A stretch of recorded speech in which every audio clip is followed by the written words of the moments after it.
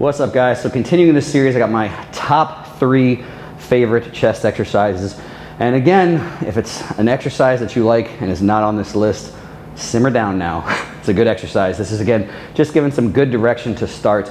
And again, honestly, chest is a little bit different because you're going to see through some of these exercises. I'm going to give you my favorite, but in reality, there's so much variability from person to person that any variation of my favorite will be a pretty good place to start. And so I'm going to kind of hopefully clarify that on this one. But before I get into that, if you like my videos and you're watching and you haven't subscribed, hit subscribe right here. Fred, you're going to put a button right here that people can push to subscribe. But what we're going to look at here is going to be an incline dumbbell chest press. And now again, my little asterisk that I'm going to go with here is basically any free weight chest press is honestly a great place to start.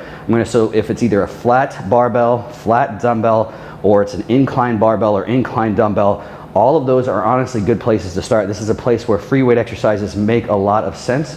You can have your back on a bench, so it's very braced. It's very easy to make them line up right, and it's a good loading parameter, good profile as well too. So basically the reason that I pick dumbbells first off over barbells is because there's just a little bit more freedom of motion.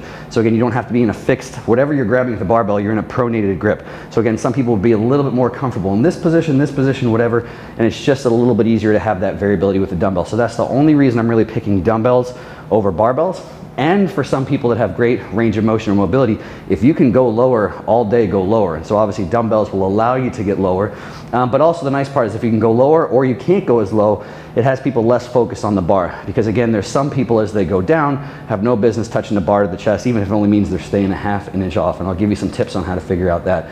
I'm also going with an incline as opposed to flat for 2 reasons. One, you might not think is that if you're doing flat, you're in a position of relative internal rotation. So again, there's not an exact place that's the same for everybody, but as you combine abduction and internal rotation, eventually that shoulder joint, your GH joint, can run out and kind of smush stuff into stuff. So this is sometimes in this high elbow position, people can kind of feel pinchy and pingy type stuff. Some people are perfectly comfortable here, some people not. So when you actually do an incline, you're externally rotating a little bit. So not being as internally rotated. So again, imagine I'm on an incline bench, which would be, again, basically gonna have your arm in this position relative to pressing. So being a little bit more external rotated is actually a more comfortable position on most people's shoulder. And then second, from kind of a bodybuilding, from an appearance standpoint, most people always need more upper chest. And again, all other things being the same, if you're pressing in this plane, you're gonna have a little bit more upper pec recruitment. Last things from there, again, I'm not gonna go crazy detail and form on these videos, but for all the chest movements that we have coming up, get a nice fixed position. Most people are gonna do better with a little bit of an extended spine. That generally will put more pec fibers in plane with where you're pressing. Some people, it helps them use more pecs instead of more front delts. And then just make sure that your plane of motion is in plane with most of your pec fibers. So meaning on this incline, this kind of high elbow position, even tucked down a little bit, basically in between here is kind of the slot. I don't think one is definitively better than the other. Again, some people want to get in this high elbow position, it's a little tough on your shoulder joints. You can just tuck down a little bit. And anywhere from here to here is generally going to be pretty good for most people. The issue is if you tuck too low, then obviously you can start to use more front delts, and you can see how your upper arm does not line up with any pec fibers, where even if you're tucked here, it lines up better with pec fibers. The last thing to think about is as you're pressing, the more range of motion your arms go through, the more your shoulder blades might move. So for most pressing stuff like this, if this is kind of the range of motion, which again, it should be if you come right here, you're taking tension off of your pec because there's no torque at the shoulder joint here. So staying out here is a little bit of a shorter range of motion, so your shoulder blades might not move a whole lot. At the bottom, feel like they're pulled together, contract your pecs hard, and just kind of let them go where they go. As you get into fly type motions or converging type presses, as long as you're focused on your pec contracting, that upper arm might come across your body and your shoulder blade might move around your rib cage a little bit more. But for most people, if you just focus on keeping things tight, contracting your pec hard, basically your shoulder blades will go where you're supposed to go. So Terrence is just going to demo just a couple reps here, just so you know what we're talking about. So again, as far as your body's concerned, use your feet, use your hips, lock them in nice and still. The only thing that should be moving once you get going is basically upper arms, and like I said, maybe your shoulder blades a little bit, but your spine should be still, your rib cage should be nice and tall. And then from there, basically just find the comfy upper arm position. So you see Terrence is a little tucked. You can't tell it. He's not quite this full high elbow position. Yeah, so that would be fine, but he goes a little bit more tucked, and that's just a little bit more comfortable on his shoulder joint and still gets a ton of pec recruitment. And you'll see as he's pressing, he's not completely stacking over top of his shoulder joint. He's keeping the dumbbells out just a little bit. I'll have him do 2 more reps. Well, now we'll do 2 more so you can see that. As he comes to the top, He's not stacking, he's keeping it just outside of his shoulder. Good, that's enough, Terrence. And that's all I mean. So again, if that dumbbell stacks right over top of your shoulder joint, there's no torque, there's no tension at the top there, so it could mean the pecs could be completely relaxed. So again, first pick here, if I had to pick one, incline dumbbell is gonna be great because it's gonna fit a whole lot of people. The only other thing I say is before you go, actively pull your hands down with no weight. So again, how low should you go? That's what you figure out. So literally act like you're rowing in the air in the same plane you're gonna press in. And if your hands naturally stop here, so for me, if I pull back as hard as I can, this is where my hands stop. This is how low I should go, whether it's with a dumbbell, a barbell, whatever. And again, slight preference with a dumbbell is just, again, a little bit more freedom of motion, a little bit more freedom of arm path. And again, incline, I think, is a little more comfortable on shoulder joints. And again, from an aesthetic point, can help that upper chest, which most people need more of. All right, guys, so coming in with number 2 here on my top 3 picks for chest is we're gonna have a machine press. I know I'm gonna catch it for this because it's a machine, and of course, machines can't be anabolic. But again, I want you guys to kind of look at this list too. Top 3 would be a great 3 exercises to actually have in a chest workout. And realizing I kind of want to avoid some redundancy. So kind of like I said in my first exercise selection, the first one in this video, in reality, it could be a couple different ones. Generally, it's going to be some subtle variations. So like I said, it could be an incline dumbbell, it could be a flat dumbbell, it could be an incline barbell, decline barbell, whatever. There's those slight variations, I think, really just depend on the person. And that's a place where free weight pressing really is a great option and one of the best ones in this case for chest. So we want something kind of different. Again, you just don't, what's the point of necessarily doing a flat barbell, then a flat dumbbell, or an incline barbell, then an incline dumbbell? It's kind of redundant, very, very similar exercises. So I'm picking a machine for the reason that one, it's a little bit more stable. So actually within a workout, sometimes after doing some free weight stuff, particularly like my first suggestion, a dumbbell, some of your stabilizers are a little bit shot. Stabilizers, for lack of a better word, are a little bit shot. So this allows you to potentially still take your pecs for all that they're worth, without having something else fatigue first, without having maybe rotator cuffs or some deep shoulder muscles fatigue first. Then the other benefit of this as well too is some machines like this and a lot of hammer strength, they also converge. So generally, they're gonna actually cover more range of motion with appropriate load. So again, if a dumbbell you bring into this position, because the dumbbell is right over the shoulder, that line of force is straight down to the shoulder, there's really no tension at the top. Where here on the converging machine, the path is always slightly out. So even if you go right above your shoulder, the line of force does not go through the shoulder. So basically all it means, if you've used a machine, you can tell there's still a lot of tension at the top. So there's an advantage for stability.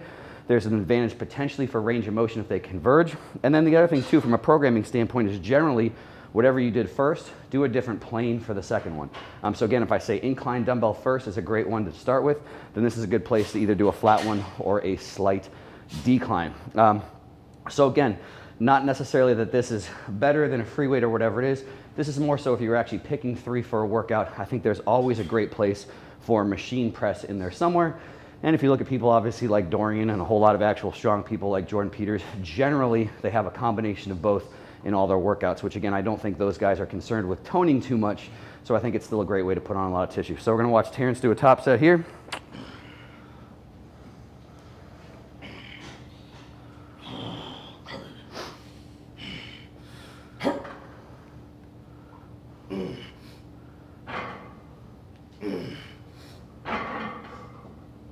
Strong, come on. Good, good, good. Another one, I got you. Stay tight.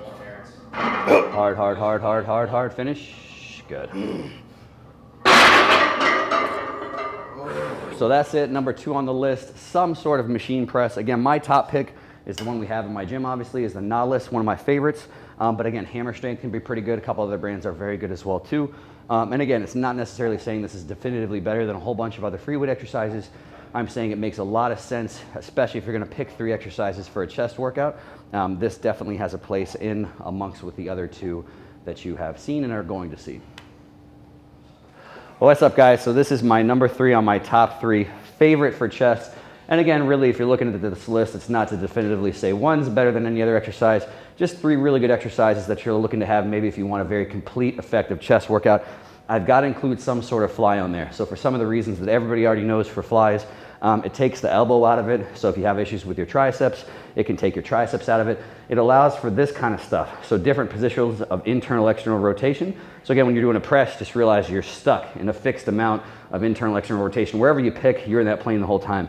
So sometimes if people have issues with their shoulders, things don't feel comfortable, with almost every fly, you can either be kind of this position, this position, this position, kind of find out what's the most comfortable. So that's pretty much the same with almost any fly, maybe minus a pec deck, depending on the fixed plane that you're in. The reason that I picked this one is for a couple. So again, any cable is gonna have this benefit over a dumbbell if you set it up right. So dumbbell fly is absolutely a great exercise, a lot of load at the bottom, basically gets, relatively speaking, a little bit lighter, less torque at the shoulders you come to the top. The problem, if there is one, is when you come to the top, imagine I'm lying on a bench with dumbbells, as soon as that hand is right over my shoulder, the dumbbell stacked over my shoulder, there's no tension. So with cables, as long as you have them coming from out a little bit wider than your shoulder at all, when you come to the top, you can come all the way in and get that fully contracted pec without taking tension or torque off of the shoulder joint, out taking tension off of your pec. So that's the same with all cables. The reason I like this variation, one, being seated as opposed to standing, you'll be able to use more weight, more load. So if you have a heavier load, if you've ever done it, it's kind of this balancing act of it pulling you back and forward the whole time. If you have something you can press into and it doesn't move at all, you're gonna be able to tolerate more load. Even though some people say flies are kind of more for carving or detail or whatever bullshit that is, that's not the case. On any exercise, as long as your form and execution is great, you always want to use very relatively high loads as far as what you're capable of doing in that point in time in the workout. And the only last thing that some people are going to think looks a little fancy on this, but it's such an easy thing to set up, is the roller here. So you can do a half roller, you can do a full foam roller. Almost every single gym has them. This literally costs $3. This is called a lashing strap. So again, some people say, oh, that's complicated. Well, it costs $3. You guys are probably ordering 27 packages a day from Amazon anyway. So literally search lashing strap. I don't have a code. I'm not making any money off of these, although maybe I should. I'll put my name on them and charge like 30 bucks for them. But anyway, $3 on Amazon lashing strap. If your gym has any type of foam roller, all you have to do is strap it around, put it tight so it doesn't move. What the hell is the purpose of this? Kind of like I said in the beginning videos, you should have some awareness of your shoulder blades. And basically the simple thing is the more range of motion your upper arm has, the more your shoulder blades will move. So there's few exercises that have more range of motion for pecs than a fly. So the foam roller allows your shoulder blades to pull back further even than a bench, so it gets more stretch. So again, your shoulder blade moving actually changes your pec length. So again, if you can really pull them back and kind of let them come around either side of the roller on the way back, you'll get more of a stretch. And as you come to the top, because they're not pinned back into the bench, it's even easier for them to kind of pull around your rib cage a little bit. So again, you never want to finish forward, but again, if you come to the finish and you focus on pulling around into the finish, it'll let your shoulder blades move a little bit easier. So again, it's a very, very easy modification.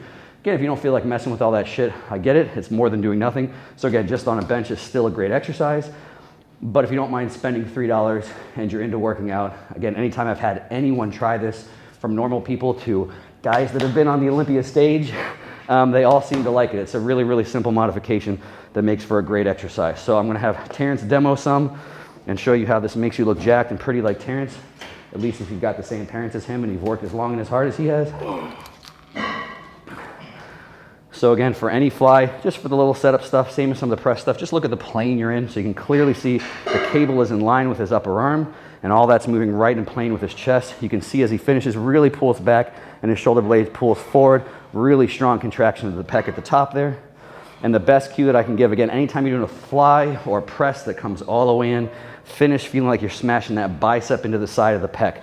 If you focus on what your pecs do, you really don't have to think about your shoulder blades a whole lot. They're just gonna do what they're supposed to do.